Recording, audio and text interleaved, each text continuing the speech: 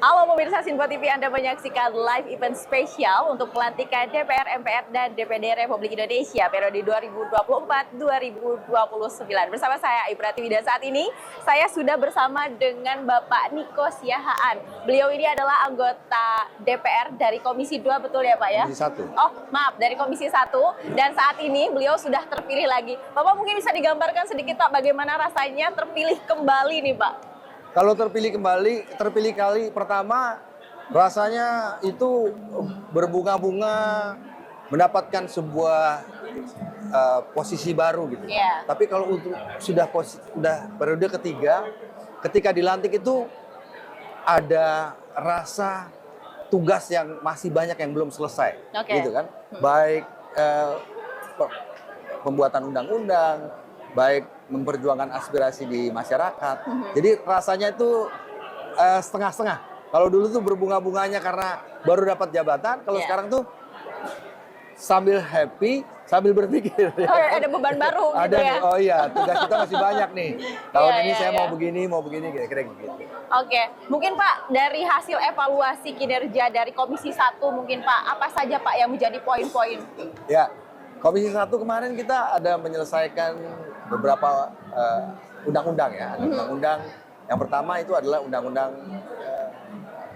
informasi dan transaksi elektronik yang sempat menjadi permasalahan lah ya di masyarakat karena ada pasal 27 yang dianggap bisa menjadi pasal karet digunakan dan ditafsirkan untuk bisa menjerat para pengguna internet yang kemudian menggunakan haknya sebenarnya untuk menyampaikan pendapatnya, tapi bisa disalahartikan dan disalah tafsirkan seperti kasus yang sudah pernah terjadi. Jadi kita memperbaiki pasal tersebut. Baik. Sebenarnya ada PR besar di teman-teman, terutama di televisi ya kita, di penyiaran. Ada revisi Undang-Undang Penyiaran tahun 2002. Karena Undang-Undang Penyiaran tahun 2002 ini memperlihatkan bahwa penyiaran tahun 2002 itu kan sangat berbeda dibanding tahun ini. Internet belum seheboh hari ini. Tayangan-tayangan belum seperti hari ini yang bisa dinikmati, apalagi didorong oleh permasalahan COVID kemarin sehingga orang itu ada boosting ya, ada lenting, ada loncatan untuk tayangan-tayangan menghasilkan dari studio-studio kecil, melalui podcast. Nah, tetapi mereka melakukan penyiaran tersebut atau tayangan-tayangan konten tadi tersebut tidak melalui aturan-aturan yang sudah dibuat oleh pemerintah. Nah, pemerintah itu mempunyai undang-undang penyiaran yang membuat pengawasan terhadap televisi swasta atau pengguna frekuensi lembaga penyiaran publik dan lembaga penyiaran swasta, tetapi belum bisa ikut mengawasi tayangan-tayangan yang keluar melalui streaming maupun over the top. Jadi teman-teman, ini PR kita, ini ada yang mau kita selesaikan, yaitu adalah undang-undang penyiaran, revisi undang-undang penyiaran yang lebih menitik beratkan agar kita bisa ikut sama-sama mempunyai batasan. Jangan dilihat ini, oh ini mau mengawasi, enggak. Batasannya sama. Ya.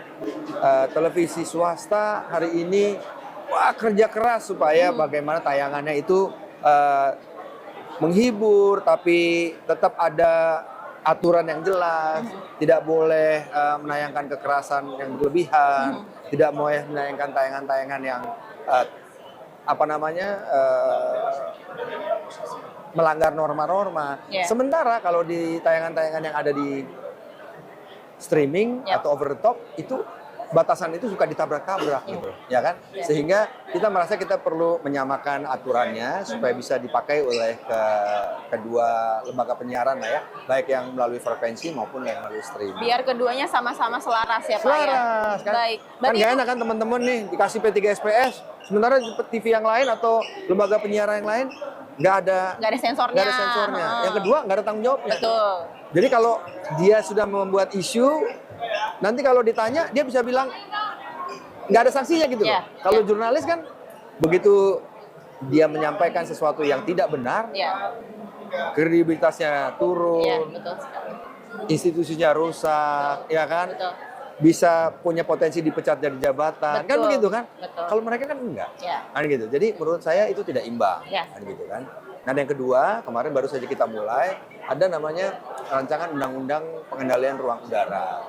Jadi hari ini eh, air kita sudah diatur, semua yang di darat sudah diatur, tetapi yang belum diatur adalah pengendalian ruang udara nih. Jadi ada aturan internasional bahwa 110 km ke atas itu menjadi wilayah ruang udara kita, dan kemudian itu segala sesuatu kegiatan yang ada di dalam ruang udara tersebut harus mendapatkan izin, mendapatkan aturan atau mengikuti aturan-aturan yang ada, ya. Baik itu kegiatan sipil, ya, baik itu kegiatan ekonomi sipil maupun juga kegiatan-kegiatan militer dari negara-negara tetangga. Urusannya bukan hanya keamanan, tapi juga pertahanan dan kedaulatan negara. Itu beberapa yang mau kita kerjakan dan kita selesaikan di periode yang berikut. Berarti nantinya itu akan juga menjadi fokus di kedepannya, Pak? Itu yang akan jadi fokus kita di depannya, kami di Komisi 1. Selain mungkin kalau Komisi 1 itu ada rancangan undang-undang TNI yang memang kemarin sempat mau segera kita selesaikan, tetapi ya namanya undang-undang kan, sambil kita luruskan lagi, undang-undang ini memang dibuat oleh DPR, tapi bekerja sama selalu dengan pemerintah. Jadi pemerintah mengajukan undang-undang, kita mengajukan daftar inventaris masalah, tapi banyak tarik-menarik antara pemerintah maupun DPR, sehingga tidak bisa selesai kemarin. Mungkin kita selesaikan di periode berikutnya. Dan rencana berarti kalau saya tarik benang merahnya, sepertinya Bapak masih ingin di Komisi 1 nih, Pak? Rencananya seperti itu. Jadi saya sudah mengajukan diri untuk tetap ada di Komisi 1, di mana saya sudah mungkin 1,5 periode di sana.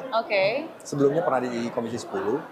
Jadi di Komisi 1 ini ada isu-isu pertahanan di sini, ada isu-isu intelijen, isu-isu kebijakan luar negeri, yang kebetulan juga cocok ya dengan saya. Isu-isunya kita mengerti dan kita tahu apa yang menjadi esensi dari masing-masing tersebut, dan kemudian bisa mendorong pemerintah berikutnya nih, ya Pak Prabowo, itu bisa nanti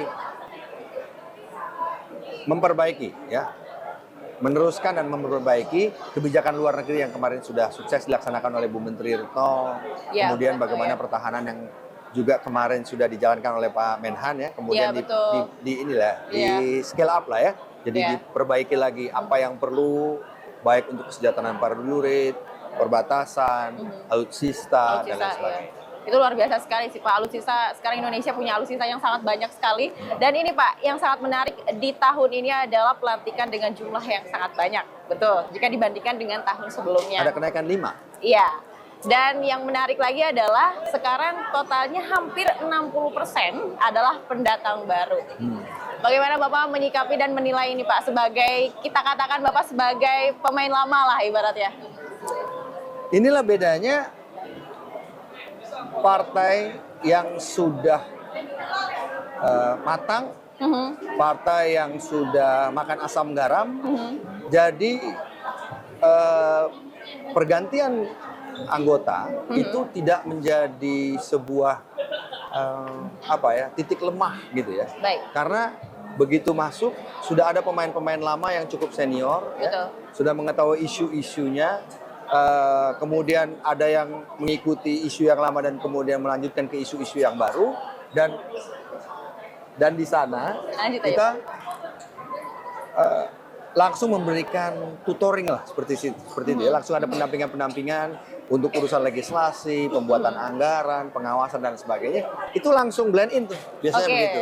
Dan rata-rata mereka yang baru juga mempunyai latar belakang anak-anak muda zaman sekarang kan, walaupun usianya 22, ada yang usianya 22, 23 udah S2, ya kan? Jadi kita nggak bisa juga melihat umur itu sebagai wah ini baru ya, hanya patokan utama. Kadang-kadang kalau saya lihat di periode lalu juga yang muda-muda itu, waduh, karena mereka memang sudah menyukai politik dari zaman mereka kuliah, mereka itu dari zaman kuliah sudah berdebat karena di tempat kuliahnya bagus, berdiskusinya, sehingga begitu masuk itu langsung blend in tuh, kelihatan, langsung mendekati champion tuh kualitas-kualitas mereka. Jadi sedikit banyak di partai-partai besar yang cukup lama ini sebenarnya hanya tinggal 3 bulan penyesuaian, sudah smooth lagi.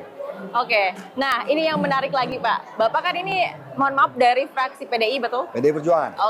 Dan kita tahu bahwa PDI Perjuangan kursi di DPR banyak. kurang lebih ada 110 kursi, 110 kursi. betul. Dan menurut Bapak gimana nih Pak? Saya mau menyinggung sedikit terkait jelang penetapan pimpinan parlemen nih Pak. Ya. Kira-kira dari PDI seperti apa Pak? Kalau dari PDI Perjuangan, kita sepakat ya, karena ada undang-undang MD3 di sana yang mengatur MPR hingga DPRD, itu ada pasal yang menyampaikan bahwa pemenang pemilu adalah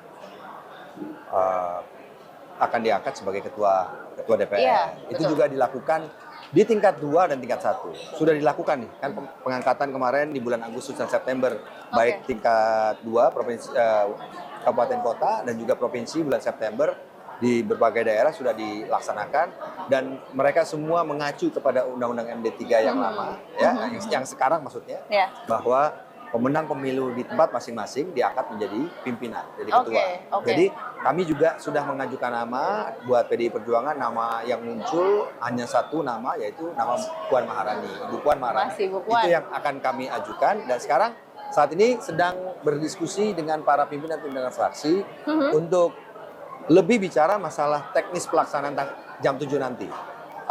Gitu. Jadi sudah tidak bicara lagi mengenai wah ini, lebih banyak bicara mengenai prosesi pengangkatan nanti. Setiap partai yang 5 besar ya, itu nanti akan mengajukan nama masing-masing dari fraksinya masing-masing, dan kemudian nanti tinggal ditetapkan jam pada rapat paripurna nanti. Jam 7 nanti Jam kita 7 sama-sama menunggu ya Pak ya. Yes. Tapi untuk mekanismenya sendiri Pak, untuk pengusulan ini berarti nama Bu Puan ini sudah muncul itu karena memang sudah ada proses sebelumnya Pak, yang tadi di masing-masing daerah, atau seperti apa mekanismenya? Nama itu muncul dari fraksi masing-masing. Jadi fraksi secara musyawarah mufakat dan diskusi sudah memunculkan satu nama, dan kita mengikuti arahan fraksi, sama seperti fraksi yang lain juga. Nanti mungkin ada Gerindra, Golkar, Nasdem, PKB, dan juga memajukan satu nama, dan kemudian nama tersebut didiskusikan di rapat-rapat pimpinan, pimpinan partai maksudnya ya. Kemudian nanti akan segera diposisikan mungkin. Yang mungkin akan didiskusikan lebih kepada posisi wakil-wakil ketua tadi, apakah wakil-wakil ketua ini akan menempati, kan ada fungsi-fungsinya kan, ada fungsi korkom, ada politik, kesejahteraan, jadi tinggal menentukan posisi tersebut. Berarti sudah dipastikan dari fraksi PDIP Puan Maharani. Betul. Yang keluar lagi sebagai nama calonnya. Betul. Pak ya. Oke, baik.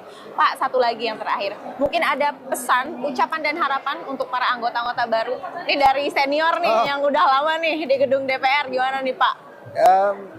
Gunakan waktu untuk mengerti betul aturan-aturan yang ada di DPR ya. Dengan teman-teman mempelajari aturan-aturan tersebut, kemudian aktif di dalam rapat-rapat komisi, saya yakin dalam waktu singkat isu-isu yang menjadi isu yang berkembang selama ini di DPR kemudian disambung di komisi-komisi terkait, itu bisa cepat nanti kita kerjakan sama-sama. Jadi harapan saya sih cuman hanya itu, mudah-mudahan dengan teman-teman ini aktif menggali apa yang perlu dibahas ya, isu-isu maupun undang-undangnya. Saya yakin sih baca undang-undang yang terkait komisinya deh, itu yang paling penting. Iya, betul. Ya, jadi begitu ditempatkan misalnya di komisi 1, langsung cari undang-undang TNI, undang-undang intelijen, ada undang-undang penyiaran, banyak undang-undang yang terjadi di sana, langsung dipelajari supaya begitu masuk, wah langsung siap. Oke. Tapi biasanya proses untuk adaptasi berapa lama sih Pak? Bocorannya dulu Bapak berapa lama di 3 bulan, 3 bulan pasti sudah nyambung. 3 bulan pasti sudah nyambung. Ya kan? Tergantung orangnya. Ya kan? Kalau 3 bulan harusnya, karena isunya ada di sekitar. Ketika mengikuti kegiatan kampanye, berpolitik, pilpres, pasti sudah tahu lah. Ya kan? Isu-isu di masing-masing komisi. Iya. Baik, terima kasih sekali Pak Diko atas kesempatannya dan jawabannya. Sudah memberi jawaban nih. Kita sama-sama penasaran dari fraksi PDIP akan mengusungkan nama siapa, dan sudah terjawab oleh Pak Diko. Dan baiklah pemirsa Sinpo TV, tadi adalah wawancara kita bersama Pak Diko. Dan tetap saksikan Sinpo TV karena setelah ini kita masih akan ada bincang dengan Dewan Perwakilan lainnya. Sampai jumpa.